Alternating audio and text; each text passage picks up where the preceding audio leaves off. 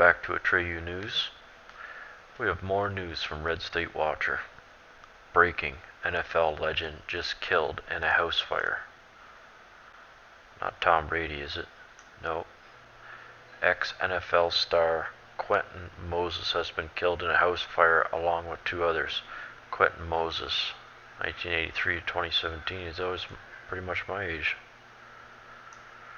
Breaking 911 reported, Georgia, the City of Monroe Fire Department responded to a 6:05 a.m. structure fire at 417 Shamrock Drive Sunday.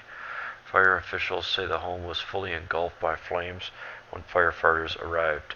MFD and units of the Walton County Fire Rescue located former Miami Dolphin Quentin Amario Moses unconscious and moved him outside where CPR was rendered until he was transported to Clearview Medical Center where he was declared dead. Firefighters continued to search for other possible victims as they battled the fire. The roof collapsed as the fire was being brought under control. The bodies of a 10-year-old Jasmine Goddard and her mother, Andrea Goddard, were recovered from debris of the fire. MFD, MPD, City, and State Fire Marshal's Office are investigating the cause of the fire. That's too bad.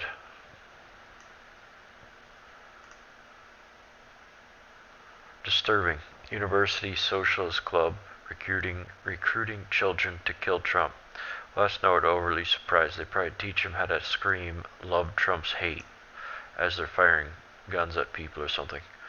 University of Central Florida Knights of Socialist Club held an on-campus event where they hung up piñatas with Trump face on them for people to swing at.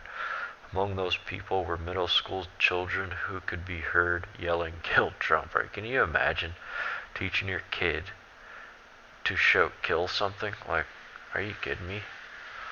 On the East Orlando Post, days after the University of Central Florida faced national outage over letting an unregistered student group hold an event promoting violence, the Knights for Socialism have taken their radical antics a step further.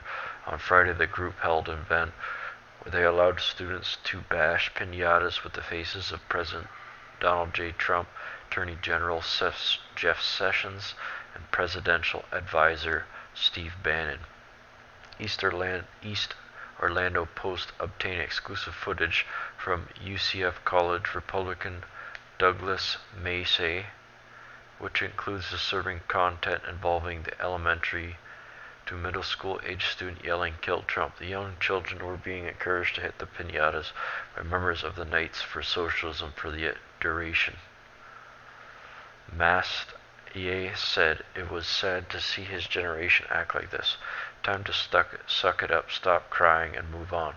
The footage also shows a bearded man wearing an Antifa International sweatshirt.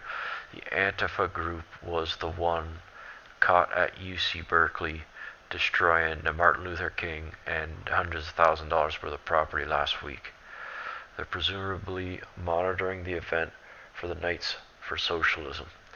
See, the psychopaths would push a socialist's wet dream, yet they couldn't actually point to one nation where socialism has worked. And if you ever want to shut any of these people up, ask them about Venezuela.